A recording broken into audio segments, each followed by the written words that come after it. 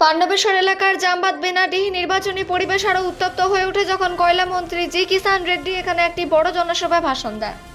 সভাস্থলে সকাল থেকেই মানুষের ভিড় জমতে শুরু করে। স্থানীয় বাসিন্দা ও কর্মী সমর্থকদের মধ্যে ব্যাপক উত্তেজনা লক্ষ্য করা যায়। কয়লা মন্ত্রী তার বক্তব্যে কেন্দ্রীয় সরকারের সাফল্যগুলি বিস্তারিতভাবে তুলে ধরেন এবং এলাকার উন্নয়নের জন্য গৃহীত বিভিন্ন পদক্ষেপের কথা তুলে ধরেন। তিনি বলেন, সরকার কয়লা শিল্পকে শক্তিশালী করার পাশাপাশি স্থানীয় যুবকদের জন্য নতুন কর্মসংস্থানের সুযোগ সৃষ্টি করছে। তিনি জনগণের কাছে আবেদন জানিয়ে বলেন, উন্নয়নের এই গতি বজায় রাখতে ভারতীয় জনতা পার্টিকে সমর্থন করা প্রয়োজন। সভা চলাকালীন বহু স্থানীয় নেতা ও কর্মী মঞ্চে উপস্থিত ছিলেন। এই উপলক্ষে বিপুল সংখ্যক মানুষ বিজেপিতে যোগদান করেন, যার ফলে এলাকায় দলের অবস্থান আরও শক্তিশালী হবে বলে আশা করা হচ্ছে। অনুষ্ঠানের শেষে মন্ত্রী সকলকে ধন্যবাদ জানান এবং আশ্বাস দেন যে আগামী দিনে জামবাদ বেনাডিহি এলাকায় আরও বেশি উন্নয়নমূলক কাজ করা হবে। এই জনসভা স্পষ্ট করে দিয়েছে যে এবারের নির্বাচনী লড়াই বেশ আকর্ষণীয় এবং কঠিন হতে চলেছে। পাণ্ডবেশ্বর থেকে अजित मिश्रा, रिपोर्ट न्यूज़ है।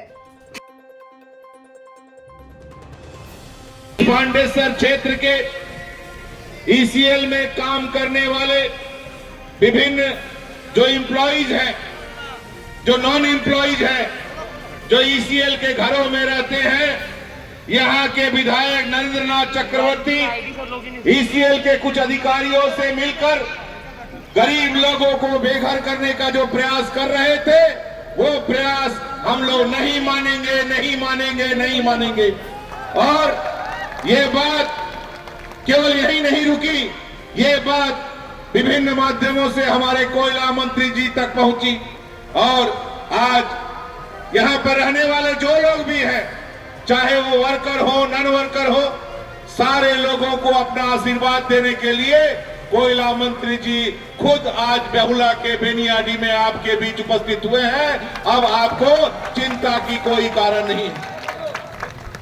ईसीएल सच बात है केंद्रीय सरकार की संस्था है, लेकिन यहां जो राज्य सरकार है, इस राज्य सरकार के कब्जे में ईसीएल को रखा गया है। चाहे वो ईसीएल के जीएम हो, एजेंट हो या अन्य अधिकारी हो, वो केंद्रीय सरकार का जो नियम होता है उस नियम से काम नहीं करते हैं। यहाँ पर तृणमूल कांग्रेस के जो गुंडे हैं उनकी बात पर उनको चलना पड़ता है। ये बात हम लोगों ने अपने कोयला मंत्री जी को बताया है।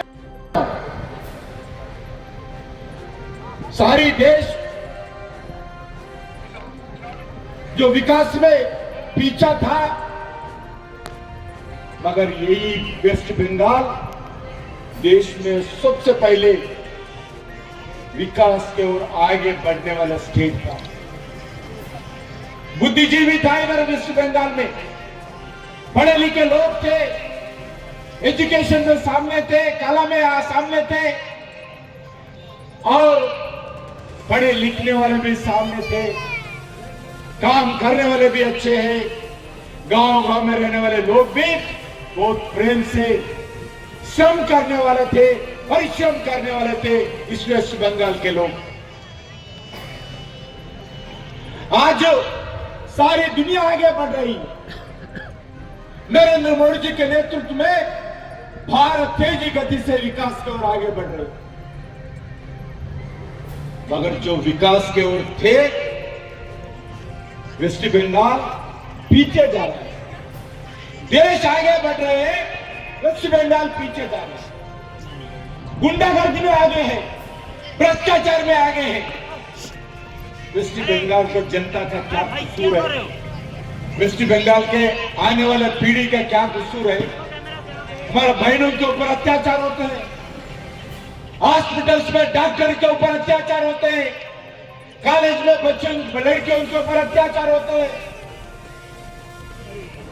गांव में